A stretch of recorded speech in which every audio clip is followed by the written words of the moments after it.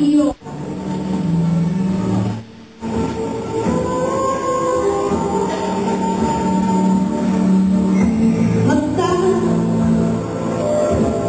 Ang lupa ay tinawag niyang daigdig at karagatan naman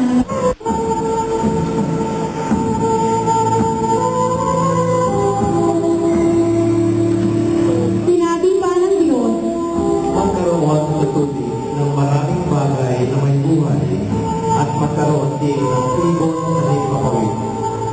nilikha ng Diyos ang mga nambuhala sa dagat at ang lahat ng bagay na nabubuhay sa tubig at lahat ng uri ng ibon.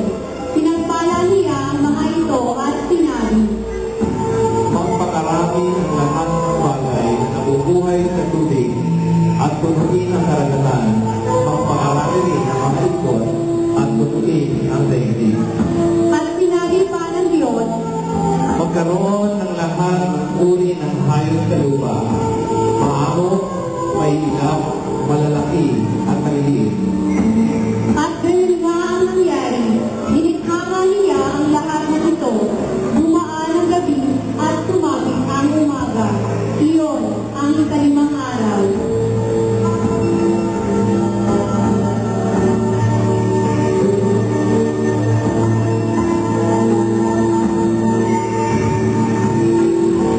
Pagkatapos likhain ang lahat ng ito, sinabi ng Diyos, Ngayon, lalangin natin ang tao. Ating gagawin siya palarawan natin. Siya ang mamamahala ng mga isda, mga ibon, at lahat ng hayop, maging maamo o mailap, malaki o maliit. nilalang nga ng Diyos ang tao ayon sa kanyang larawan. Lumalang siya ng isang lalaki at isang babae, at sila'y pinagpala. Wika niya, Magpakarami kayo at punuin ang inyong mga supling ang buong daigdig. At pamahalaan ito, binibigyan ko kayo ng kapangyarihan sa mga isda, sa mga ibon, at sa lahat ng mahihirap na hayop, maging malalaki o maliit. Bibigyan ko rin kayo ng lahat ng uri ng buti at mga bungang kahoy na inyong makakain. Ang lahat ng halamang luntian ay bibigay ko naman sa mahilap na hayop, malaki man o maliit, at sa lahat ng mga ibon. dumaan ang gabi at sumapit ang umaga. Iyon ang ika-anim na araw.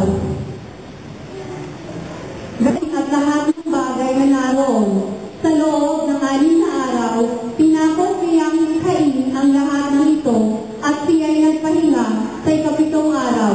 Pinagpala niya ang ikapitong araw at itinangin, sapagkat sa araw na ito, siya nagpahinga matapos likhain ang lahat. Ganito ang pagkakalikha sa lupa at sa langit. Ang salita ng Diyos.